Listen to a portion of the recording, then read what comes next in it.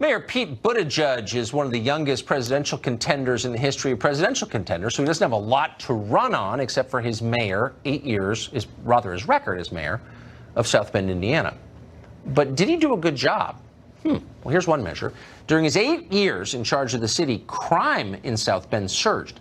In 2012, the year that he became mayor, there were 233 cases of aggravated assault. In 2018, the number of aggravated assaults tripled to 711. What happened exactly? Well, Derek Dieter knows. He's a former South Bend police officer and city council president. He joins us tonight. Derek, thanks so much for coming on.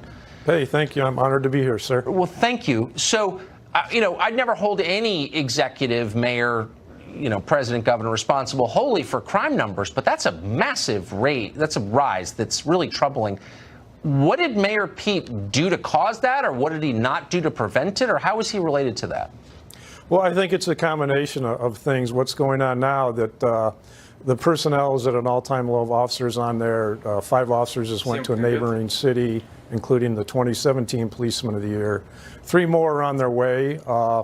People have left at alarming rates, both white and black. So I think it's just the overall kind of naivety that he got into this stuff. You can't read Tally's Corner, expect to know what's going on in the inner city. You really have to experience. And I think since he got off on a wrong foot with the former chief, and it's been kind of downhill ever since then. But if you're mayor, or if you're any leader, keeping your people safe is obviously the most important job. It's job one. Keeping them from being assaulted. And if they're being assaulted at 3 times the rate, then there's a huge problem. So was he aware of this, attentive to it? Did he try to make it better? What did he do or not do? Well, I think it's, again, attempting to do things. I think his heart may have been in the right place, but to be honest, I don't think he really knew what to do about it. In 2017, a record 102 shootings occurred. Last year, that record was broke.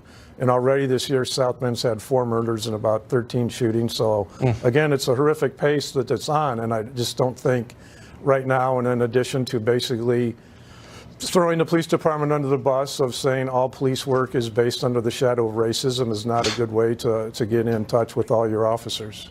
No, it's completely idiotic, and it doesn't help anybody of any color. So I read a story that said that under Buttigieg as mayor, police officers were warned not to fat shame people. What does that have to do with keeping the city safe?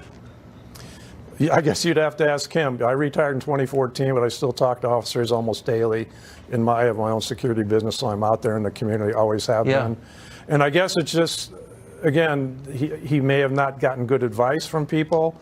He has his own idea how to do stuff. And until you've been out on the streets, which I've been out there since the 70s, until you experience that and see it and have anything to do with it, it's really, he's not got to the point of what it should be in the city. And it's very disheartening for all the policemen I've known being there and growing up of what it's turned into now. Very quick, last question. Since you talk to current police officers in South Bend, if they were determining the election, would they vote for Pete Buttigieg for president, do you think? I can't tell you how they'd vote one way or the other. I think we're getting a sense. Thank you so much. Derek Dieter, great to see you tonight. Okay, I like it. Shout out to the Dieter kids and go Chiefs. Go Chiefs. I'm for that. Good to see you. Thank you.